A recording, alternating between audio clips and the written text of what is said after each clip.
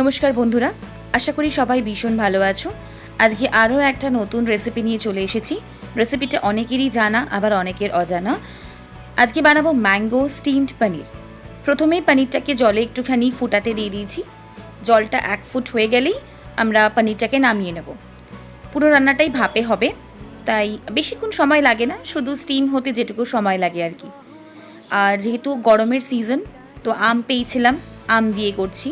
এখানে আমি একটা পেস্ট বানিয়ে নিয়েছি। 2 চামচ মতো কালো সর্ষে, 2 চামচ মতো সাদা সর্ষে, 2-3টে কাঁচা লঙ্কা আর একটা ছোট্ট আদার টুকরো দিয়ে দিয়েছিলাম, আর 4-5টা কাজু।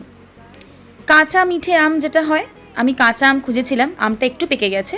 কাঁচা মিঠে আম আর এই সর্ষে পোস্ত বাটাটা দিয়ে দিয়েছি, যতটা করেছিলাম একসাথে ম্যারিনেট করার জন্য পনিরটার ওপরে।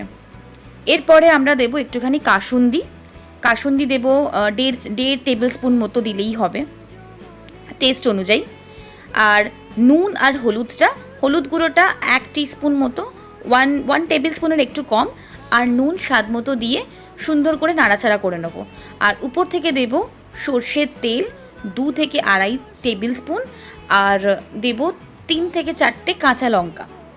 আর যেহেতু আমের টকটা ভীষণ ছিল, তাই সেই টকটাকে ব্যালেন্স করার জন্য 1 টিস্পুন মতো হানি দিয়ে দেবো। আর যে সর্ষে পোস্তর যে ম্যারিনেট করা জল ছিল, সেই জলটা আমি সুন্দর করে দিয়ে দেবো। আর উপর থেকে 4-5টা কাঁচা লঙ্কা দিয়ে দেবো। এবার এটাকে আমরা জলটাকে ফুটতে বসিয়ে দিয়েছি কড়াইতে একটা স্ট্যান্ড দিয়ে। নাও এবার আমার কাছে টিফিন ক্যারি ছিল না, তো আমি এই বাটিটার মধ্যেই দিয়েছি। উপর থেকে একটা ঢাকনা দিয়ে, কাঠের একটা প্লেট দিয়ে আমি সুন্দর করে ওটাকে এয়ার টাইট করে ঢাকা দিয়ে দিয়েছি, যাতে কোনো রকম হাওয়া পাস না হতে পারে। অ্যাটলিস্ট 20 থেকে 25 মিনিট মতো আমি এটাকে ভাপাতে দিয়ে দিয়েছি। 20 থেকে 25 মিনিট পর ভাপানো হয়ে গেলে ইন্ডাকশনটা বন্ধ করে দিয়েছি। খুলে নেবো, এবার দেখে নেবো। আশা করি হয়ে গেছে। খুব সুন্দর হয়, বাড়িতে বানিয়েও তোমাদের ভীষণ ভালো লাগবে। ডিফারেন্ট ভাপা পোস্ত খেয়েছো, এইটা আশা করি একটু ভালো লাগবে, যেহেতু আম আছে, একটুখানি টক, একটুখানি মিষ্টি, খুব সুন্দর লাগে। নিরামিষ রান্না, যেহেতু আজকে মঙ্গলবার ছিল, তো নিরামিষের জন্য এটাই চুজ করেছিলাম। একটু অন্য রকমের হয়েছিল, বাড়ির সবাই ভীষণ প্রশংসা করেছে রান্নাটা খেয়ে। আর গরম ভাতের সাথে অসাধারণ লাগে।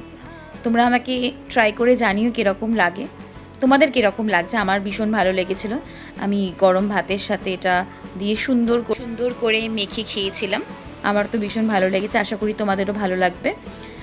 যদি কোনো কোয়েশ্চেন থাকে রান্নাটা নিয়ে আমাকে জিজ্ঞাসা করতে পারো, বাট একবার ট্রাই করে দেখো। কাঁচা আম দিলে হানিটা দিতে পারো, আমের টক অনুযায়ী হানিটা অ্যাভয়েড করতে পারো, দিতেও পারো। রান্নাটা ব্যালেন্স হয়ে যায় খুব সুন্দরভাবে। চলো, আবার নতুন রেসিপিতে আবার দেখা হবে। আশা করি রেসিপিটা ভালো লেগেছে। আর যদি ভালো লাগে, প্লিজ আমার চ্যানেলটাকে সাবস্ক্রাইব করে দিও আর বেল আইকনটা প্রেস করে দিও। দেখা হবে অন্য আর একটা রেসিপিতে। বাই।